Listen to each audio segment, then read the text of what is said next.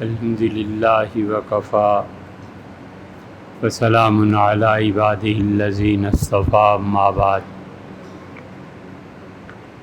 گزشتہ چند ہفتوں سے اللہ تعالیٰ سے ملاقات کا سلسلہ، اس سلسلے میں احادیث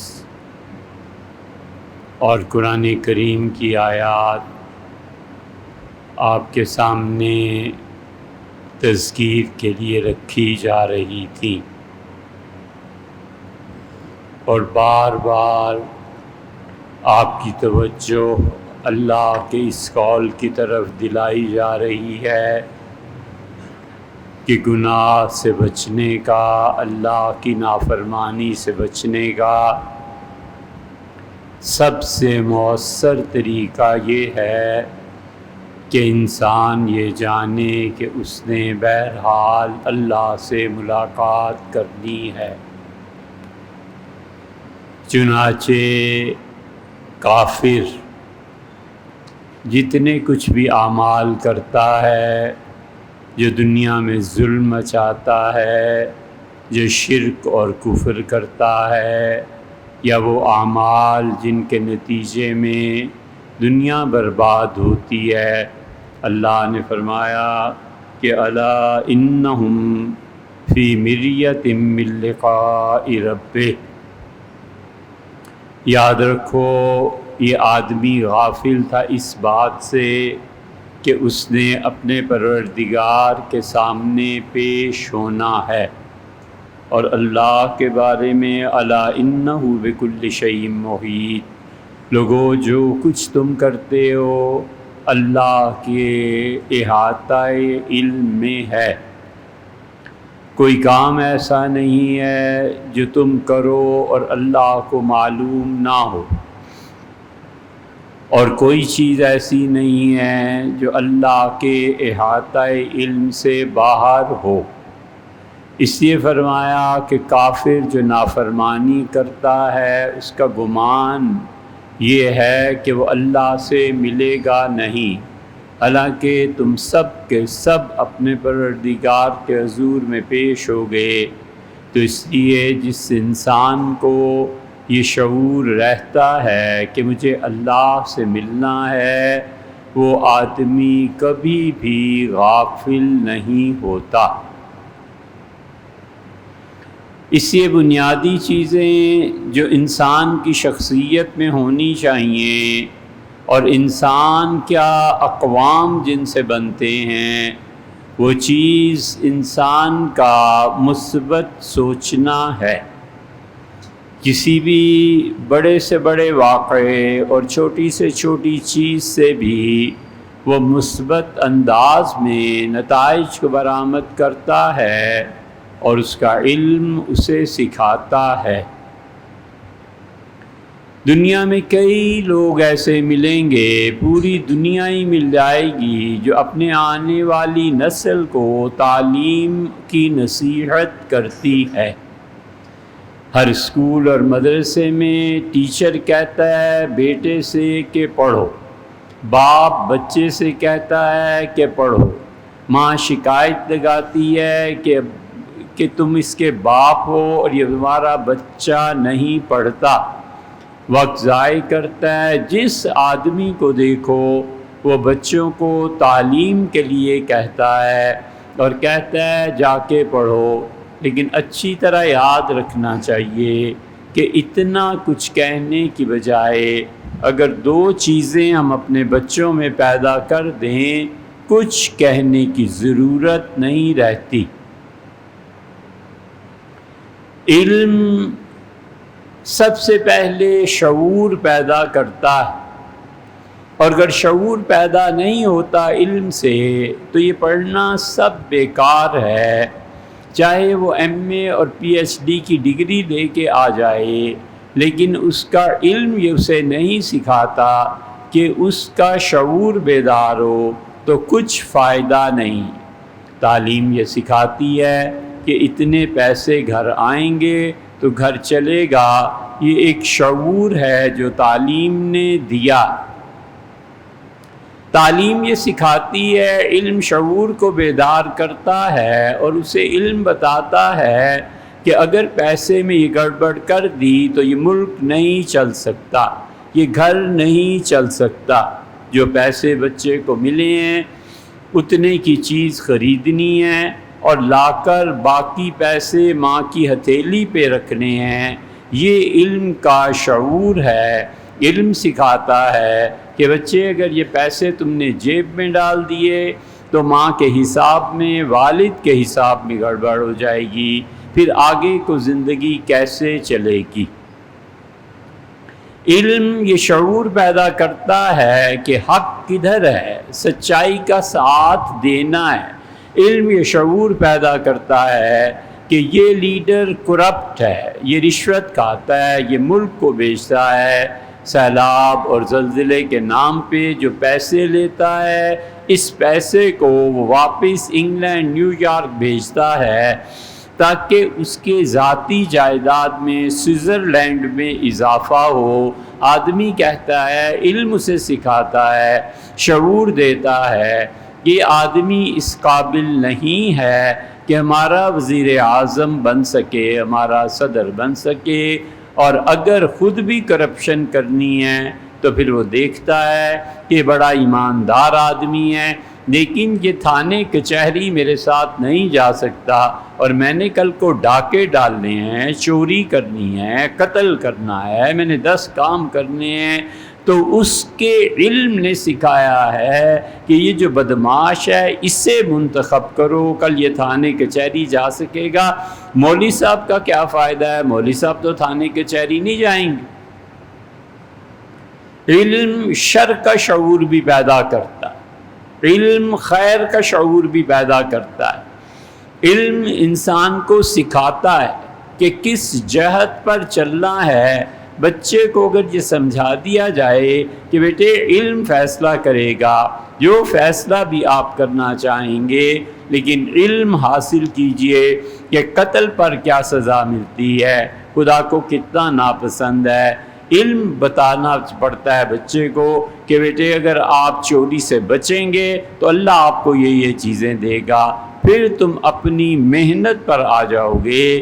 اس لیے تعلیم ایک یہ چیز جو سکھاتی ہے، مثبت اور منفی یہ دونوں بچے کو بتا دینا چاہیے کہ بیٹے میں غلط چیز بتا رہا ہوں، صحیح چیز کیا ہے تم پڑھو گے تو پتہ چلے گا، میں صحیح بتا رہا ہوں اس کے برعکس غلط کیا ہے یہ آپ پڑھیں گے تو آپ کو پتہ چلے گا۔ اس لیے جب شعور آتا ہے تو انسان خود جو انتخاب کرتا ہے وہ انتخاب بھی کمال کا ہوتا ہے۔ 2 بزرگ تھے اور وہ ملے آپس میں، ایک ہی مسجد میں نماز پڑھتے تھے، تو انہوں نے ہاتھ ملایا اور کہا حضرت کل میں تجارت کے سفر پر جا رہا ہوں، لمبا سفر ہے، یہ اشیاء ہیں بیچنی ہیں، خریدنی ہیں، اپنے وطن کے لیے یہ چیزیں گاؤں کے لیے لاؤں گا، شہر میں فروخت ہو جائیں گی، معلوم نہیں 2 سال لگ جائیں، 2.5 سال لگ جائیں، تو اب سب سے آپ سے مصافحہ کر لوں۔ چنانچہ وہ بھی ملے اور انہوں نے دعا دی کہ اللہ تعالیٰ وغیرہ وغیرہ جو دعائیں تھیں، اور چلے گئے۔ وہ ہفتے 2 ہفتے بعد کیا دیکھتے ہیں کہ وہی بزرگ جو تجارت کا قافلہ لے کر گئے تھے وہ واپس مسجد میں ملے نماز۔ تو انہوں نے کہا حضرت حیرت ہے، کیا گئے نہیں، یا گئے تو واپس آ گئے، کیا معاملہ ہوا؟ انہوں نے کہا قافلہ ایک جنگل سے گزر رہا تھا، مجھے ایک چڑیا نظر آئی جس کے دونوں پاؤں، دونوں پنجے، پاؤں تو نہیں پنجے زخمی تھے، تو میں سوچ میں پڑ گیا کہ یہ اڑ نہیں سکتی، کھاتی کیسے ہے، زندہ کیسے؟ تو میں اسے دیکھتا رہا، حتیٰ کہ رات کا قیام میں نے فیصلہ کیا کہ ہم یہی ٹھہریں گے، کتنے وقت یہ آخر نہیں کھائے گی۔ تو میں رات بھی اٹھ کے دیکھتا رہا کہ اس چڑیا کا کیا مسئلہ ہوگا۔ پھر میں نے دیکھا ایک اور چڑیا آئی اور اس نے اپنی چونچ سے اس کی چونچ میں مقدار کچھ ڈالنا شروع کی، وہ کھاتی رہی حتیٰ کہ اس نے ایسے اشارہ کیا جیسے اس کا منہ بھر گیا ہو اور اس کے پیٹ بھر گیا ہو اور اس کو کھانے کی مزید ضرورت نہیں رہی۔ پھر اور چڑیاں آ گئیں، اس کے پاس بیٹھی گویا دل لگانے کو، اور اڑ کے چلی گئی۔ تو مجھے بڑا تعجب ہوا، میں نے اپنے دل میں کہا کہ ارے جب اس معذور چڑیا کو پروردگار رزق دے سکتا ہے تو میں تو پھر اس کا عبادت گزار بندہ ہوں، مجھے کیوں نہیں رزق دے گا؟ تو میں نے صبح اٹھ کے نوکروں سے کہا کہ قافلہ واپس جائے، تو میں آج پہنچا ہوں اور اب میں نہیں جاؤں گا۔ تو بزرگ خاموش ہو گئے، وہ سمجھتے تھے کہ مجھے اللہ پہ توکل اور بھروسہ اور خدا کے ایمان پہ یہ داد دیں گے کہ تو نے بڑا اچھا کیا۔ انہوں نے کہا میں تمہاری ساری بات مانتا ہوں۔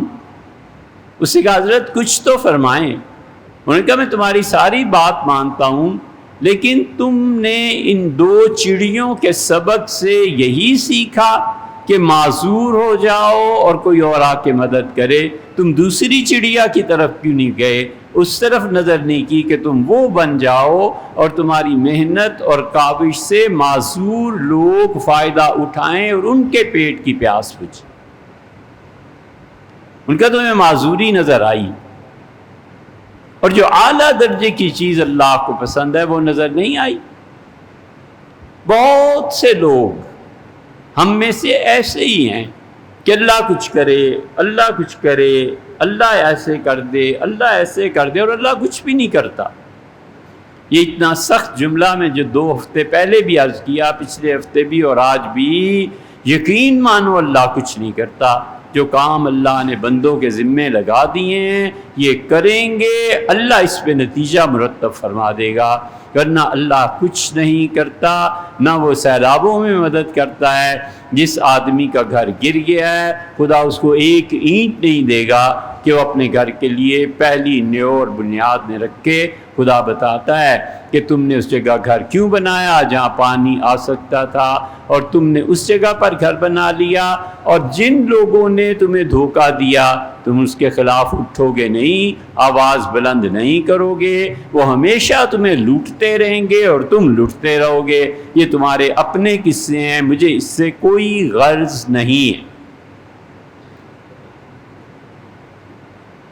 اس لیے علم جو شعور پیدا کرتا ہے ہم میں، وہ کہتا ہے کہ یہ چیز اللہ کی طرف سے ہے یا انسانوں کی خطا ہے۔ زلزلہ ہے اللہ کی طرف سے ہے، زمین کی پلیٹس ہل رہی ہیں خدا کی طرف سے ہے، شہر برباد ہو گیا ہے زلزلے سے، یہ اللہ کا جبر ہے جو اللہ اپنی مخلوق پہ مسلط کرتا ہے، اور اللہ ہی جانتا ہے اس کی کیا مصلحت اور حکمت ہے۔ یہاں پہنچ کے ہم کچھ نہیں کر سکتے، لیکن انسانوں کا جبر انسانوں کے خلاف جب ہو اور وہ نہ اٹھیں تو خدا کہتا ہے جو مرضی کرو، ظالم ظلم کرتے ہیں، یہ اس کے مقابلے میں ظلم کو برداشت کرتے ہیں، تو صرف ظالم کو ہی نہیں خدا پوچھے گا۔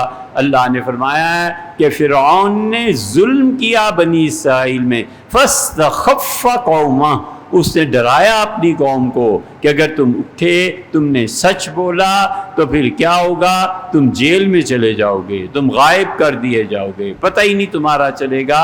اللہ نے فرمایا فاستخف قوما، قوم ظالموں کے سامنے جھک گئی، فَأَطَاعُوا، اور ان کی بات کی پیروی کی، إِنَّهُمْ كَانُوا قَوْمًا فَاسِقِينَ، یہ سخت گناہگار قوم تھی۔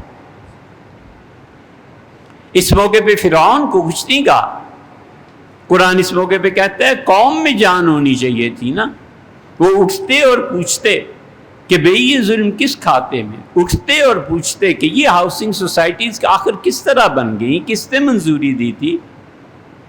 اس لیے علم اگر شعور پیدا نہ کرے تو جہالت اس سے اچھی ہے کہ فطرت رہنمائی کر دیتی ہے، اور علم ہمیشہ انسان میں دوسری چیز جو پیدا کرتا ہے ایک شعور کی بیداری اور ایک بچے کو یہ احساس دلانا کہ بیٹے علم کے بغیر کسی انسان کی پرسنالٹی کمپلیٹ نہیں ہوتی۔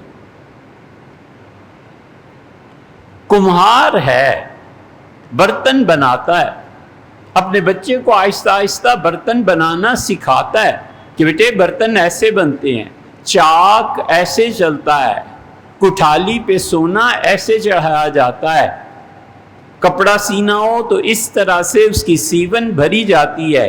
یہ علم آتا ہے نا تو بچے کو پھر یہ شعور اندر سے پیدا ہوا ہوتا ہے کہ اگر میں نے یہ کپڑا ٹھیک سینا نہ سیکھا میں انکمپلیٹ رہ جاؤں گا، اگر میں نے چاک پہ برتن رکھ کے گھڑا گھڑنا نہ سیکھا تو میں بالکل ادھورا رہ جاؤں گا۔ باپ کا علم بیٹے کو نہیں ملے گا جب تک کہ وہ سیکھے گا نہیں۔ جب بچے میں یہ احساس بیدار ہو جائے کہ جب تک میں باپ کے ہنر کو پوری طرح نہ سیکھوں میں کچھ نہیں ہوں، بس پھر کسی کے کہنے سننے کی ضرورت نہیں، اپنی خوشی سے جاتا ہے، باپ کے ہاتھوں کو دیکھتا ہے، باپ کی ایک ایک حرکت کو دیکھتا ہے، ایک ایک انگوٹھا دیکھتا ہے کہ کس طرح گھڑا گول بنایا گیا اور کس طرح گھڑے کی سانچی بنائی گئی اور کس طرح سراہی کی گردن لمبی کی گئی، تب جا کر اس کا علم اس مادے پر نقش و نگار پیدا کرتا ہے۔ جتنا احساس محرومی بڑھ جاتا ہے اتنا ہی کامل فنکار پیدا ہوتا ہے۔ اس لیے علم انتظار سکھاتا ہے، علم کہتا ہے انتظار کرو سب ٹھیک ہو جائے گی۔ پوری کائنات میں اللہ نے ایک چیز ہر ایک میں رکھی ہے اور وہ ایک لفظ ہے انتظار، بس۔ اچھی مائیں کتنا شوق ہوتا ہے کہ میں ماں بن جاؤں، دعا مانگتی ہیں اللہ سے، سجدے کرتی ہیں مائیں، ایک مدت متعین ہے اور وہ مدت پوری ہوتی ہے اور پھر وہ ماں بنتی ہے۔ اتنے مہینے انتظار کے بعد ایک بیج آپ لگاتے ہیں اور آپ کا جی چاہتا ہے کہ باغ ہرا بھرا ہو جائے، آپ روز اپنے باغ میں جا کر درختوں کو دیکھتے ہیں، 4 سال گزرتے ہیں تب جا کر آم پیدا ہوتا ہے اور میٹھا ہوتا ہے۔ انتظار کرنے سے نتائج آتے ہیں۔ یہ نہیں ہوا کرتا کہ ہتھیلی پہ سرسوں جما لیں۔ جو قومیں نتائج کا انتظار کرتی ہیں وہ کامیاب بھی رہتی ہیں۔ مظلوم آدمی ظالم کے زوال کے انتظار میں ہوتا ہے کہ اے رب کبھی تو تیری پکڑ اس پہ بھی آئے گی، کبھی تو یہ تماشا کوئی نسل بھی دیکھے گی، کبھی تو اسے تیری طرف سے بھی سزا دی جائے گی۔ اس لیے علم سکھاتا ہے کہ صبر کرو اور شعور سکھاتا ہے کہ بھی ٹھہرو، دیکھو اتنے سالوں میں کیا سے کیا ہو جائے۔ آکسفورڈ یونیورسٹی 12ویں صدی عیسوی میں قائم ہوئی تھی اور اب دیکھ لیجئے تقریباً 1000 سال ہو گئے۔ 12ویں صدی سے 22ویں، اس سے بھی زیادہ وقت گزر گیا۔ ہم آکسفورڈ بہت شوق سے دیکھنے گئے کہ دنیا کے وزرائے اعظم، بڑی بڑی شخصیات پیدا ہوئی۔ ایسے ہی ایک فلسفے کی کلاس تھی تو ہم نے پوچھا کہ یہاں بیٹھنے کی اجازت ہوتی ہے؟ انہوں نے کہا جو چاہے چلا جائے، یہاں جو پڑھاتے ہیں فلسفی وہ بالکل برا نہیں مناتے۔ ہم چند منٹ رہ گئے تھے، ہم بھی چلے گئے۔ آکسفورڈ یونیورسٹی کی جو لان ہیں دنیا بھر میں مشہور ہے۔ ہم نے دیکھے تو ہم بھی بہت خوش ہوئے دیکھ کے، کئی ایکڑ کئی کنال میں لان پھیلے ہوئے ہیں، سبزہ ہے، بہت خوبصورت مناظر۔ ہمارے حضرت مولانا ابوالحسن علی ندوی رحمۃ اللہ علیہ بھی وہیں تشریف فرما تھے ایک جگہ، اور لان دیکھے تو ظاہر ہے کہ بہت پسند آئے۔ اس کلاس میں جب گئے تو وہ بچوں کو یا لڑکوں کو ایک بات سنا رہا تھا، شاید ہمیں بھی سنانا اللہ کو مقصود تھی۔ تو ہوا یہ کہ اس نے کہا ایک امریکن یہاں آیا اور اس نے یہ لانس دیکھے جتنے ہیں اور بہت خوش ہوا، اور ایک مالی سے کہنے لگا جو بوڑھا تھا، پڑھا لکھا تھا، آکسفورڈ ہی کا پڑھا لکھا تھا اور اپنے فن میں ایگریکلچر میں بہت مانا جاتا تھا، اس نے کہا کہ میں آپ سے پوچھنا چاہتا ہوں کہ میرا گھر امریکہ میں ہے، اتنا رقبہ ہے، یہ ہے وہ ہے، میں بھی آکسفورڈ کی طرح وہاں لان لگوانا چاہتا ہوں، تو کتنے ڈالرز درکار ہوں گے؟ تو مسکرایا اور اس نے کہا کہ امریکن جنٹل مین، یہ جو لان تمہیں نظر آ رہے ہیں اور تم چاہتے ہو کہ اس کا سودا کروں، تو آکسفورڈ کے لانز جتنے ہیں یہ خرید و فروخت کے لیے نہیں ہوتے اور نہ ان کی قیمت دی جا سکتی ہے کہ تم یہاں سے اٹھاؤ اور امریکہ لے جاؤ۔ اس کا جاؤ، اتنی زمین لو، اسے کھیتی کے قابل بناؤ اور پھر اس میں گھاس لگاؤ اور 500 سال تک ریگولرلی اسے پانی بھی دیتے رہو اور 500 سال تک اس گھاس کی کٹائی بھی جب موسم آئے کرو اور 500 سال تک اس پہ رولر بھی پھیرو، اور رولر جب پھرے گا اور یہ گھاس ہموار ہوگی تو جب 500 سال زندگی کے مکمل ہو جائیں تو تب یہ لان بنتا ہے۔ ہمارے یہاں لان کی قیمت نہیں دی جاتی، انتظار کیا جاتا ہے۔ تو اس کی سمجھ میں پھر آیا کہ قوموں کی جد و جہد اور آکسفورڈ کا لون لینے کے لیے قیمت نہیں ہوتی، انتظار کرنا پڑتا ہے۔ علم ہمیں یہ شعور دیتا ہے کہ تم ایک بیج لگا دیتے ہو، ایک اسکول بنا دیتے، ایک مدرسہ، ایک یہ چیز بنا دیتے ہو اور اہل اور وارث اس کو سنبھالنے والے ٹھیک ہوں تو پھر کئی 100 سال کے بعد نتائج نکلتے ہیں۔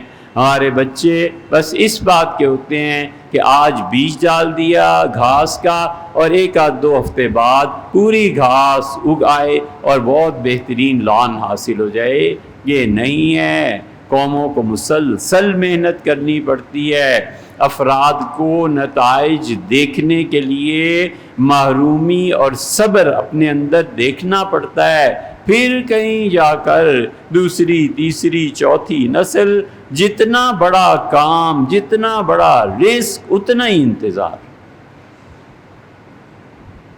یوں قومیں بنتی۔ 1901-2 میں لاہور میں کالج قائم ہوا، پنڈت جواہر لال نہرو نے پڑھا، بھٹو نے پڑھا، بھٹو کی بیٹی نے پڑھا، اس کے پوتوں نے، اور کس نے پڑھا؟ آپ کے یہ پنڈی کے مسلم لیگ کے فتح علی خان کے پوتے، پتہ نہیں چودھری کا کیا، ہاں چودھری نثار علی خان، اس نے پڑھا، عمران خان نے پڑھا۔ 1902-3 یا 1 کچھ بھی سن ہوگا، دیکھ لینا۔ انہوں نے کہا ہم پورے بر صغیر میں، گوروں نے کہا ایسا کالج بنا رہے ہیں کہ یہاں جو بچہ پڑھے گا وہ جا کر وزیر اعظم، صدر بنے گا۔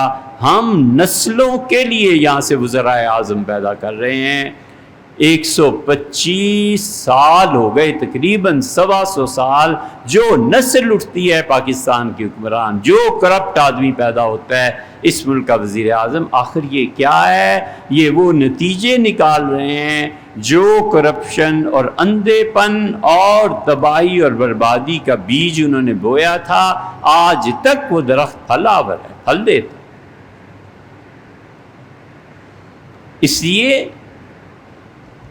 اللہ کا خوف، اللہ سے ملاقات، اللہ کے سامنے جواب دینا، یہ انسان کی شخصیت کو بناتا ہے۔ نتیجہ یہ کہ وہ علم پہ آتا ہے۔ جب علم پہ آتا ہے تو علم اگر بچے میں 2 چیزیں پیدا کر دے، ایک تو تمہارا شعور بیدار ہونا چاہیے، اور ایک بچے اس کے بغیر تم نامکمل ہو۔ ہر بچہ اپنی شخصیت کو مکمل کرنے کی کوشش کرتا ہے اور اس کا نتیجہ یہ نکلتا ہے کہ قومیں بن جایا کرتی ہیں، ظلم کے خلاف اٹھ کھڑی ہوتی ہیں۔ اسے پتہ ہوتا ہے کہ کہ یہ جو آج میں کر رہا ہوں ممکن ہے اس جد و جہد کا نتیجہ 300 سال بعد نکلے، 200 سال بعد نکلے، لیکن میں ایک مرتبہ اس کی آبیاری تو کروں۔ میں انکمپلیٹ ہوں، میں نے اپنے آپ کو کمپلیٹ کرنا ہے۔ اس لیے جو علم شعور پیدا نہ کرے، جو علم احساس پیدا نہ کرے کہ میں نامکمل ہوں، اس سے بہتر ہے کہ وہ آدمی جاہل